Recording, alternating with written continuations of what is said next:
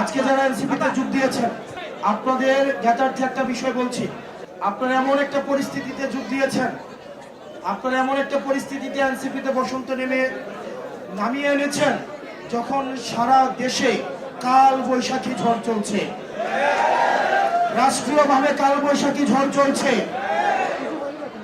BNP সরকারে এসে তারা সংস্কার বিরোধী একটা অবস্থান নিয়েছে।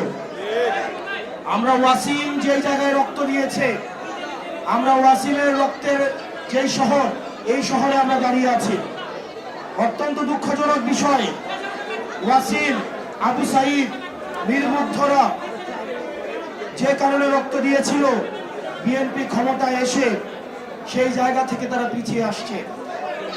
প্রিয় চট্টগ্রামবাসী, বিএনপির অসংখ্য নেতা কর্মী আমাদের কাছে এসে দুঃখ প্রকাশ করে, ভাই এই দলটার জন্য 17 বছর নিজের অর্থ দিয়ে, শ্রম দিয়ে, পরিশ্রম দিয়ে জেল খেটেছে এই দলটার জন্য। কিন্তু আজকে দুঃখ হয়, এই বিএনপি হচ্ছে হাইজ্যাক হয়ে গিয়েছে আওয়ামী লীগের দ্বারা।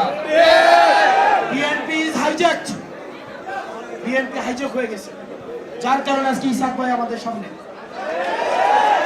বিএনপি নেতা কর্মীরা এসে দুঃখ প্রকাশ করে, আমরা কাদের জন্য শ্রম দিলাম, আমরা কাদের জন্য এই রক্ত, শ্রম, ঘাম আমরা কোথায় দিলাম। তাদের লক্ষ লক্ষ নেতা কর্মী জেল জুলুম খেটেছে, তারা মামলার জর্জরিত ছিল। বিএনপির নেতা কর্মীরা অবর্ণনীয় নির্যাতনের মধ্য দিয়ে গিয়েছে। অত্যন্ত পরিতাপের বিষয়, বিএনপি তাদের নেতা কর্মীরা যেই স্বপ্নে, যেই বাংলাদেশের স্বপ্নে তারা এই জেল জুলুম খেটেছে, বিএনপি এই স্বপ্ন থেকে অনেক দূরে চলে গিয়েছে।